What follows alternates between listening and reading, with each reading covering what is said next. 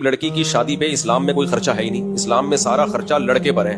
ولیمے کا خرچہ، مہر کا خرچہ. لڑکی پر تو ایک دھیلے کا خرچہ نہیں ہے. میں نے اپنی جب بیٹی کی شادی کی تھی میرا تو 1 روپیہ بھی خرچ نہیں ہوا، حالانکہ میرے پاس پیسے بہت تھے. اور کمال ہے ان دنوں میں نے اپنے گھر کے لیے فرنیچر خریدا. لوگ سمجھ رہے تھے بیٹی کے لیے جہیز خرید رہے ہیں. میں نے کہا بھائی میں اپنی بیگم کے لیے جہیز خرید رہا ہوں، کیونکہ جب میری شادی ہوئی تھی اس میں بہت غریب تھا تو بیگم کو ڈھنگ کا فرنیچر بھی نہیں دیا تھا. میں نے 2 کمروں کا ایک گھر لیا تھا کرائے پہ، 2500 کرایہ تھا اس کا، اور غریب آباد سے پرانا فرنیچر لے کے ڈال دیا تھا. میں نے کہا فی الحال گزارا کرو. تو پھر جب میری بچی کی شادی تھی تو مجھے خیال ہوا کہ اب اللہ نے مجھے گنجائش دی ہے تو میں اپنی گھر والوں کے لیے اچھا فرنیچر اب لے لیتا ہوں، کیونکہ ظاہر ہے شادی ہے تو وہ آئیں گے تو نا، لوگ گھر میں مہمان آئیں گے. تو اب میں اس وقت میں نے فرنیچر خریدا اپنے گھر والوں، اچھا فرنیچر خریدا. لوگ سمجھ رہے تھے میں بچی کے لیے جہیز خرید رہا ہوں. میں کہا نہیں بھائی، ہمیں جو بچی کے لیے سسرال ملا ہے وہ بھی خاندانی ہے الحمدللہ، وہ 1 روپے بھی جہیز نہیں لیتے. اور میں نے ان کو بھی بتا دیا میرے پاس پیسہ ہے الحمدللہ، جب میں اپنی گھر والی کے لیے لے سکتا ہوں تو بچی کے لیے نہیں لے سکتا، لیکن لوں گا نہیں. میں اس رسم کو ختم کرنا ہے، یہ جہیز کی رسم اتنا کنڈیم کرو، اس جہیز کی رسم کو اتنی حوصلہ شکنی کرو کہ جو جہیز دے رہا ہو لے رہا ہو لوگ اس کو لعنتیں دیں، ابے بے غیرت، ابے بے شرم.